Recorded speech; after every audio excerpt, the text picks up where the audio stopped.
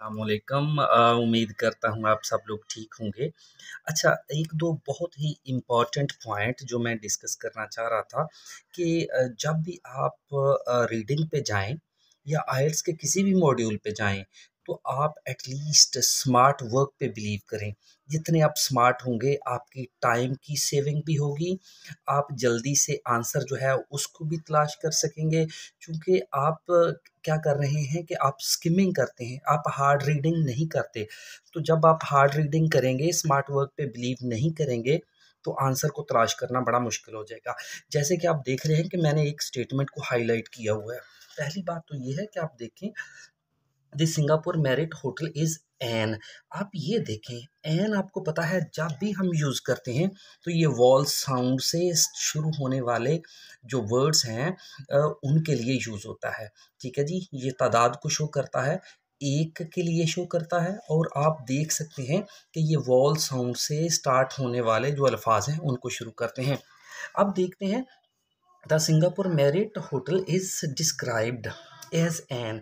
Singapore Merit hotel जो है उसको बयान किया जाता है, उसके बारे में कहा जाता है कि वो एक एन। अब एन के आगे जो भी वर्ड आएगा वो होगा कि वो वॉल साउंड से स्टार्ट होने वाला होगा। तो चलिए देखते हैं इसके बारे में कि कौन सा वर्ड है। हम रीडिंग करते हैं इसके लिए।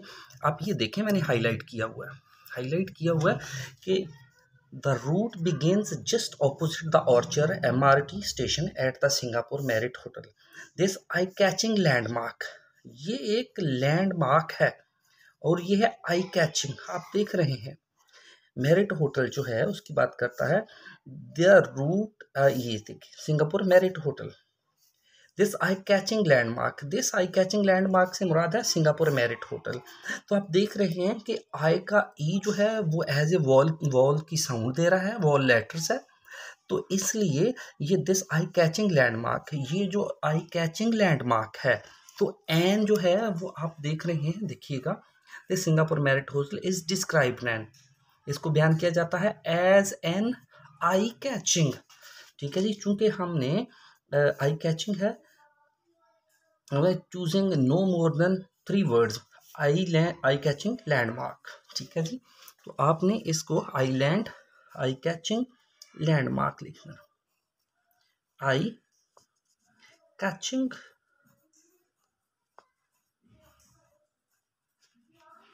लैंडमार्क, LAND, लैंड, आप इसके साथ मार्क लिख लें, MARK, मार्क। तो ये लैंडमार्क है।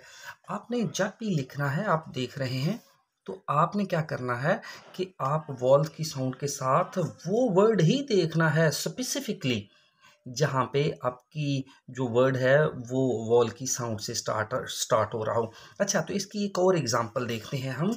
आप देखिएगा, ये दूसरी एग्जांपल है, ये ask to see your immediate manager on an. आप देख रहे हैं यहाँ पे भी एन, तो एन है, तो हम देखते हैं कोई क्या है एन, क्यों इसने एन लगाया है, ऑन एन बेसिस।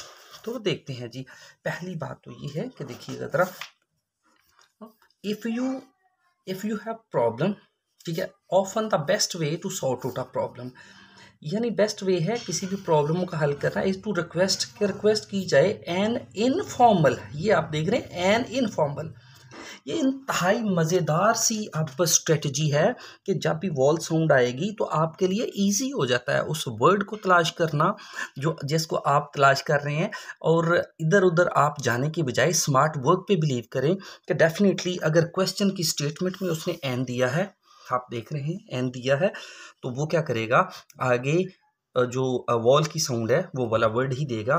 तो आप देख रहे हैं,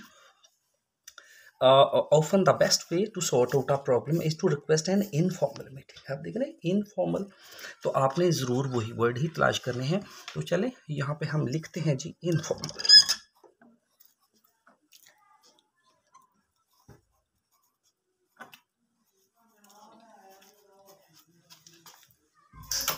जी, तो ये था हमारे पास, और नेक्स्ट जो आप देख रहे हैं ये मैंने हाईलाइट किया हुआ है, वो है, ये देखिएगा ज़रा, where possible this should be led by a manager who is to. आप देख रहे हैं टू। अच्छा, हम अब देखेंगे कि कहाँ पे है जो टू है, वो ये इंतहाई खूबसूरत सी चीज़ है जब आपने करना है। तो वो कहता है कि ये देखिएगा यहाँ पे, meeting consider problem might company. अच्छा, यहाँ पे writing against this decision called should be senior manager. अच्छा देखिएगा,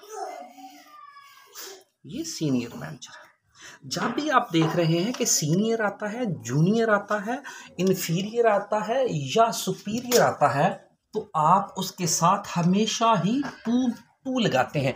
मसलन he is inferior to me, he is superior to me, he is senior to me, he is junior to me. तो आप देखें ये सीनियर लिखा हुआ है, सीनियर, ठीक है। तो आपने ये ज़रूर इन चीज़ों पे बिलीव करना है। अब आप देखें यहाँ पे हु इज़, देखिएगा, where possible this should be led by a manager, ठीक है। इस मीटिंग की रहनुमाई करेंगे एक manager who is superior to the previous one, junior to the previous one, ठीक है जी। तो इमेजिन करना है चीज़ों को आपने। जब आप इमेजिन करना शुरू कर देंगे कि ये क्या आएगा, जब आप थिंक करना शुरू कर देंगे, तो फिर आपकी जो होगी, फिर आपकी जो इमेजिनेशन स्किल्स होंगी वो बढ़ेंगी। तो इस तरह आपका टाइम भी बचेगा और आप जल्दी से ये जो रीडिंग है उसमें भी आप प्रोफिशेंट बन जाएंगे। तो ये दो पॉइंट्स थे जिनको मैं डिस्कस करना चाह रहा था, एक एन और एक टू। और जब भी सीनियर, जूनियर, सुपीरियर, इन्फीरियर आ जाए तो आप उसके साथ प्रेपोजिशन टू लगाएंगे। और जब भी आप एन देख लें, एन आएगा तो इसके साथ वो वर्ड आएगा जो वॉल साउंड से स्टार्ट हो रहा हो। तो ये थी आज की वीडियो, उम्मीद है आपको पसंद आए।